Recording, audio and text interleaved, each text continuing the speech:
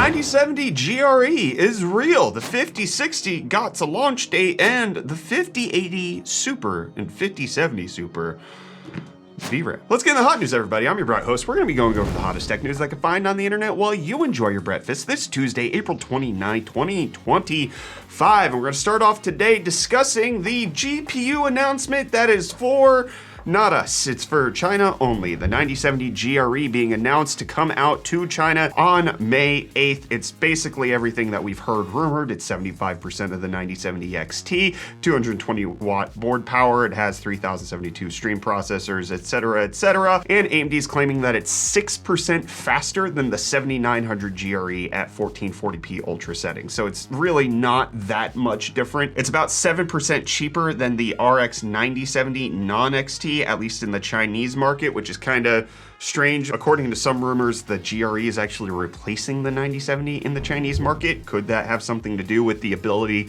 to flash the BIOS onto the 9070 and turn it into a 9070 XT, which we did in that video? You can check it out right up there. Or is it just more practical than that all around? It's not quite clear. However, the price point that you might be looking at is actually about the equivalent of $575 US, which is quite expensive when you consider that the 7900 GRE launched for $549. So the 9070 GRE is more expensive for more money, which is about where you would expect it to land, but there's actually a little caveat to that. You might remember at one time that the 7900 GRE was also a China-only exclusive graphics card, and it launched at a significantly higher price of roughly $700. So the 7900 GRE was not always $549. That only happened when it got its global release a little later on. So the price point of $575 US for the 9070 GRE's launch in China might not be the price that it inevitably becomes if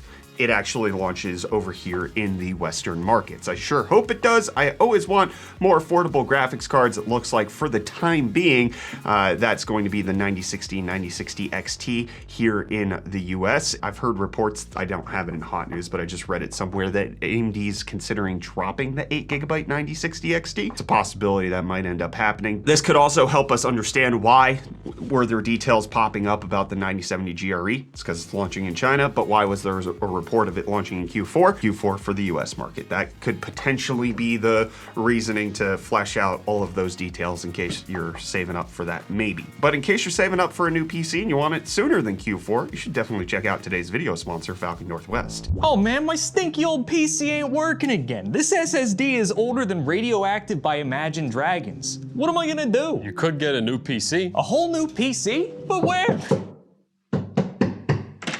Well, would you look see here? How did it knock? A brand new PC from Falcon Northwest. Crazy how small this case is. And it still has room for a 5080 Founders Edition. Falcon Northwest. I think I've heard of them, right? They're the first company that specifically designed PCs for gaming back in 1992. Yeah. I think they're also the ones that are still independently owned and operated by their original founder.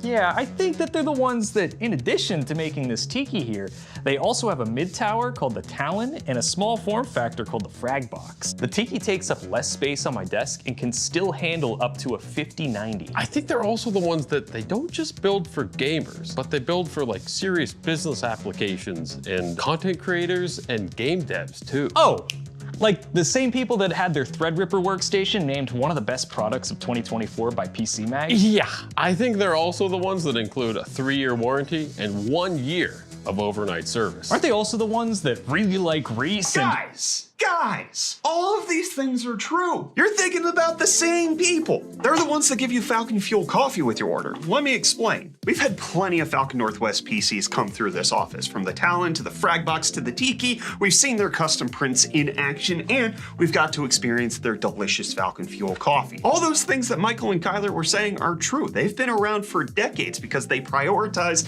the community and their customers by giving you great warranties as well as exceptional customer service and just little extra goodies like the coffee mug and the coffee that comes with your PC. They can make a PC that's designed to your specifications on the inside and then also on the outside, and then they'll make you feel good about it. And if you want to get a print of your long lost coworker who happens to live on the other side of the world, they might be able to do that. Just get consent first. So now that you've heard everything about Falcon Northwest, check them out for yourself and upgrade to the most solid PC you'll ever own via the link in the description below. Maybe Kyler might consider the RTX 5060 for his PC, which is older than Imagine Dragons Radioactive, which came out a long time ago. The 5060 is coming out shortly. May 19th, allegedly, is the release for that, right before Computex, also the same time that Jensen has his keynote at Computex, so that makes a lot of sense. Price point's $299. We likely will see reviews pop up between now and then, especially because the review embargo for the 5060 was April 15th. It was the day of the launch of the 5060 Ti's review embargo. So there's time for people, if they can get their hands on a 5060, if they're floating out there in the ether, we could potentially have reviews hopefully sometime before May 19th. But it doesn't look like you're going to be able to get a Hyte case anytime soon, at least here in the US, with the case manufacturer confirming that they are putting a pause on their deliveries here in the US because of the tariff situation that's currently going on and the uncertainty that surrounds it. So Hyte's product director talking in a Reddit AMA, discussing all of the strange logistics that are going on there, especially when it comes to the tariffs being paused for China. However, that's for the country tariffs, not other tariffs where there's a 20% tariff that's already active. Then there's another 25% that's going into effect as of May 31st, but they will still be delivering all pre-orders that are happening. There's just a lot of uncertainty that's happening in the PC market right now as economic systems are going into a little bit of uncertainty themselves. It's not going to affect what's happening here in computers. iBuyBauer's DIY case division of Hyte looks to be putting a pause on things. We'll keep you updated if there's any more companies that are doing such moving forward. And Reece hopefully is moving forward with some deals. He's gotten power back. Hopefully he keeps it to give you the deals. Yo, welcome back to UFD Deals, bring the hottest tech deals on the internet. Happy Tuesday, everyone, and hey, here's your deals. Starting off today, we have the Samsung Evo Plus NVMe M.2 SSD with the 1TB version currently going for $69.99, making it $40 off. But then next up, we have the AMD Ryzen 7 5800 XT AM4 processor going for only $129, making it $120 off. But then lastly, if you're on the AM5 platform, you can grab the Ryzen 5 9600X for only $185, making it $94 off. And hey, with that, the deals are done. You can find these and more linked in the video description down below. But until next time, I'm gonna hand you off back to Brett for the rest of your hot news. Cheers. Well, thanks, Reece. I got a great deal on a video game that I got. Guys, you just have to listen to this, okay? Because I have fallen in love with a video game called Clair, Obscur, Expedition 33, and thankfully it sold 1 million copies in its first 3 days. That's despite Oblivion Remastered popping up out of nowhere, and despite the fact that it also launched on Game Pass. This game appears to be a phenomenal RPG, turn-based combat in a way that I've never experienced it before. The story happens to be so incredibly immersive,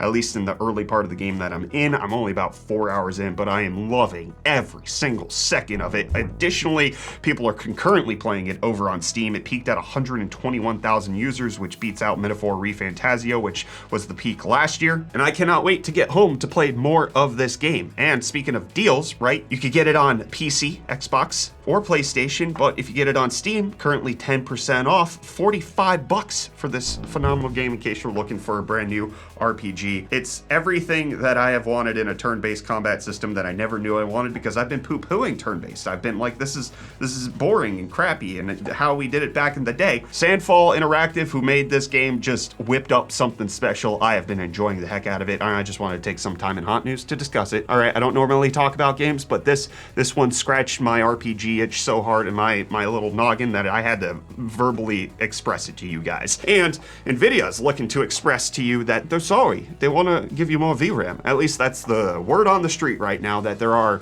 graphics cards in the works that are going to have higher amounts of VRAM, a la the Super series for the RTX 50 generation of graphics cards. So the way they're going to be able to do this is they're going to use 3 GB modules on the graphics cards, which doesn't require them to reconfigure any of the memory interface setup. This currently actually is being implemented on the RTX 5090 laptop GPUs, but the report is that the 5080 Super and the 5070 Super are the ones that we're getting, which would give us a 24 gig 5080 Super and an 18 gig 5070 Super. Now Now you might be wondering, why did they not launch with this? Probably economics, probably very expensive. I mean, the RTX 50 series laptops got delayed by a decent bit, and it could potentially be because they were trying to get these 3GB modules in order to make sure that the 5090 mobile had 24GB of VRAM. It was just a cost and timeline analysis that made it difficult for them to launch on the framework that they were looking to launch at. However, I'm expecting all of the comments explaining why that's not a good reason. They should have just waited, etc., etc. I'm just trying to tell you probably why they did it, not whether or not that reasoning is valid to everybody who's hearing it. However, this does appear to be pretty early in the life cycle in order to get a Super Series, but at the same time, it's also kind of not, because we're just hearing about it now. It may not launch until Q3, Q4. We might not get it until the end of this year, at which point we'd be about a year launch from the 50 series. So the timeline's actually not that much shorter than otherwise, unless they happen to launch this at Computex, in which case that would be a very tight timeline of just 6 months, but it would probably indicate to us that they are selling like poop. They are not doing very well. People don't want the 5080s and 5070s. So they are trying to incentivize people to give them their money by giving us extra VRAM. Whether or not they'll keep the same price like they did with the Super Series previously, I mean, the 4080 Super was actually a $200 price cut, because the 4080 originally launched at $1,200, and then they knocked it down to $999 for the 4080 Super. So hopefully they keep it at the same price and they give us more VRAM. That's just speculation, but the reports are that it is incoming. And you guys came in and left comments on Friday's episode of Hot News, so let's go ahead and see what you had to say. We got Tweaky Apollo saying 7900 GRE is the best GPU in recent memory. It can run 95% of titles, 1440p Ultra, and 4K is solid. I have one and got it for $549.99 last year. It's worth its weight in gold for sure. I agree. I mean, the 7900 GRE is fantastic GPU, great value price at MSRP. This, when it would go on sale, made it even better. There's a reason I think AMD is comparing all of their cards to the 7900 GRE right now, because it's just such an accessible graphics card. I would put second to the 7900 GRE, but a close second, 7900 XTX, like middle of last year, because it wasn't $1,000 all of the time. There were sales for the XTX at like $700, which for the amount of performance that it was delivering for you at 4K with 24 gigs of VRAM, the 7900 XTX just rocked. I think the RX 7000 series was a phenomenal series of GPUs that AMD released. They didn't gain the market share off of it, and I really hope that RX 9070 series changes that. I hope the 9070 XT is what I hoped the 7900 series would be for AMD. That'd be great. And then Eric talking about his Switch 2 experience, saying the pre-order was so stressful. I have had great luck with Best Buy in the past. I got a 5090 Founders Edition on launch day. That is great success. So I was counting on them for the Switch 2, but they didn't go live on time. I was so frustrated, so I tried Target and Walmart, but by then nothing was going through for either of them. I kept refreshing Best Buy for over 30 minutes, and finally, at about 30 minutes past when the launch was supposed to be, it finally went live, and I got one! I really wanted one bad, so I'm super happy about it. Awesome, congrats. Tyler finally got his. He got it over the weekend because there was a Walmart drop that happened, so he was able to get his pre-order in. As mentioned, I have mine for South Africa, so I'll figure out how to get that when I get it. We might have to use Kyler's for any videos that we do here at UFD Tech, but Switch 2 happening. Congrats, I'm glad you got it. Then we got Nicholas saying, Michael the hair guy, Kyler the unvibable guy, the yummy deal master Reece, and the breakfast, asking how will you deal with all of those power outages in South Africa? Will you start a power plant, solar plant, plant, growing coffee? So our current strategy is solar and battery backups. South Africa is actually really making a lot of progress when it comes to the cost of solar installation because of all of the load shedding that's happening and all of the power outages that are going on. They're actually like one of the top regions in the world for solar installations, and they're also like one of the top regions in the world for all those battery backups like EcoFlow or Jackery that you're seeing, not even just talking about the ones that are for home use, but just even the portable ones. South Africa is a major market for those companies. So we'll have ways of doing it. It's been tricky to try to manage it from afar because with Reece, Catlin, Rikus, Jason, and Josh all living in separate locations, trying to build out infrastructure for each of them at places where like Reece can't install solar because he's living in an apartment complex, so he can't have access to certain things. And so like the best we can do is we got in EcoFlow, which is great for when your power's out for like load shedding for like an hour or two, but it's not great for when your power is out for 24 to 36 hours. So hopefully we'll be able to figure that out once we have a more concentrated location that we all work from again. But it's gonna require a lot of batteries and a lot of solar. That's the idea. And I'm gonna say so later to you. That was brutal, I'm sorry.